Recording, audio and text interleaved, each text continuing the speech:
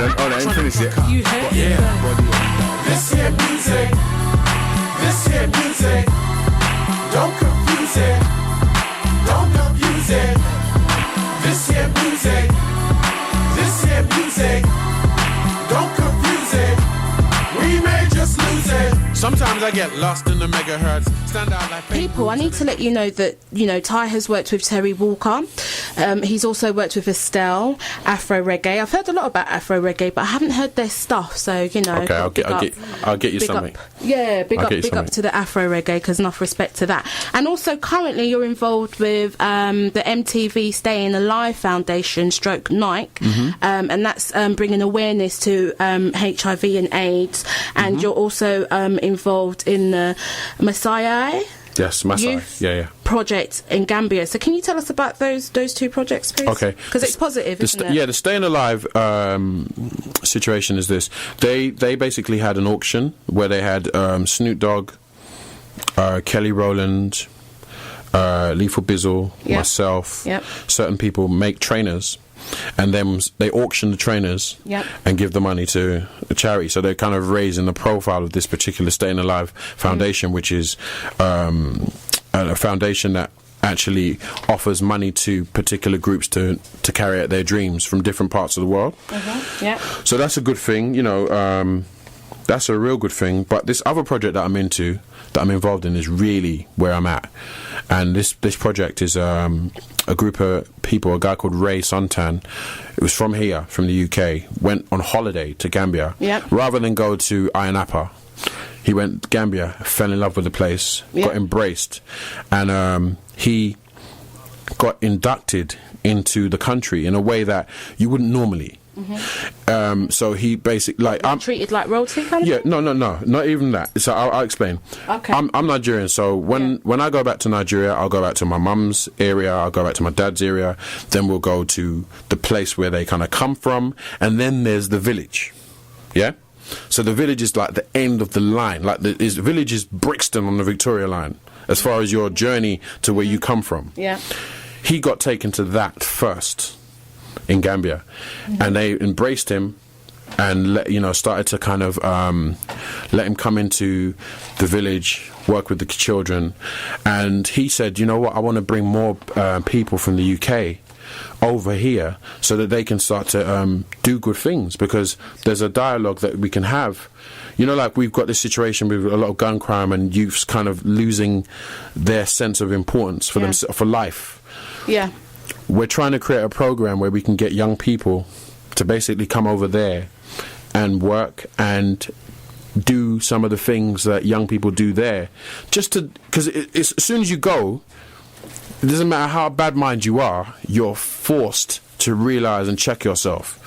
You know what I mean? It's just it's a real kind of sunshine on your skin just must give you some vitamin. The sunshine in your skin, the mosquitoes are slapping you, left, right, and centre. But what's really beautiful is, like in the village, it's a real kind of a real sense of what love is really. Do you know what I mean? Like like we don't have that anymore. We don't have that in the UK. What little they have, they share. Basically, I'm telling you, you sit down, beautiful. Everybody eats together, and eat with your hands. You can eat with your hands. I personally got knife and fork because that's just how I do it. Oh, is it? It's just how I do it. When I go to presidentials and I have my goosey soup, and pounded yam. You got to get in there. I eat with my hands. Right. See, I eat with my hands at my mum's house. Okay. You see what I'm saying? You see, I'm a bit tribal. Like, I'm in Gambia, but I'm from Nigeria. You know what I'm saying? Can you cook? Goosey soup and pounded jam. I can cook a goosey soup. Would you teach me how to make it? No, I wouldn't. Because is it a family secret? Because it's a sexual thing.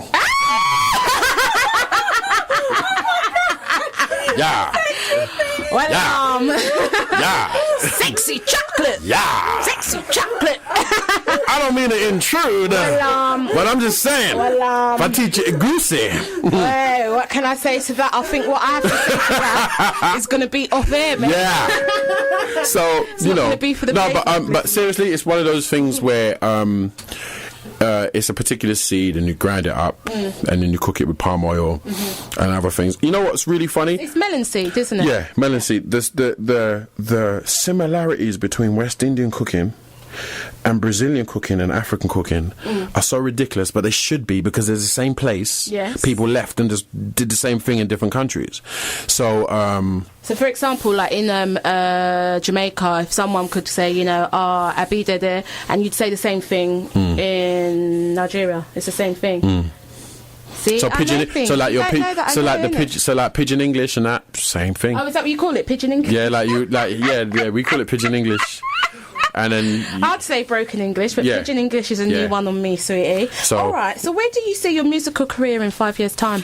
I see myself involved in trying to resurrect a love for black music in the UK, and do it in a way that's unfiltered.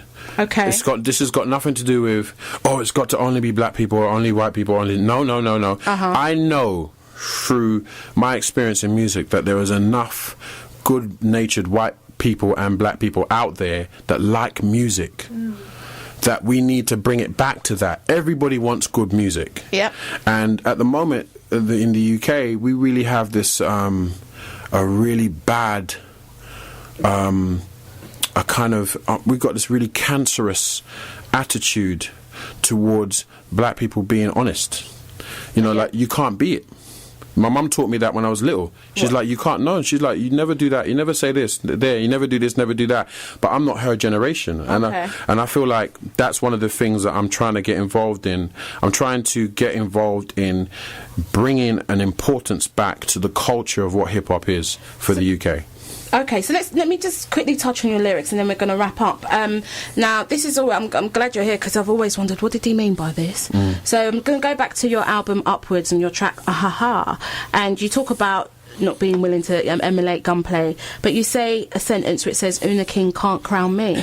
Right. What do you mean? I met her recently. You know what? That lyric got me in trouble. So, oh my goodness, be careful then. No, it's funny, but the trouble was excellent. Go on.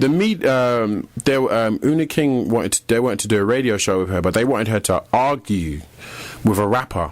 Right, so they somehow somebody Googled and found out that I had a lyric where they interpreted it as dissing her. Right, so they brought me in. Right, no, but this is I flipped it, but they brought me in to be the aggressive rapper that doesn't like Una King. So when I sat next to her now and we just ready to go, we just cracking jokes. I ain't got a problem with you. I only said your name because Una King can't crown me because your name is King. That's all it was.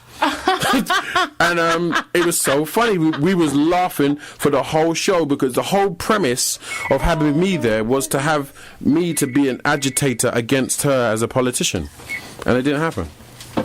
Wow. Wow. Well, I'm glad you broke that down for me. It's just a metaphor. That's quite funny, actually. That is quite funny. Okay. Well, it's always been, a delight to have you here on the show. I just think this is a perfect way to start off 2008, because it's our big things are going, and whatever I can do to help represent, I will. You know what I'm saying? And I appreciate your time. And you came and you was jet lagged. So thank you. We're going to let you go in just a second, and let us know how you get on with the book and stuff. And brilliant. Network with Adjo. Once again, thank you for the book. The book's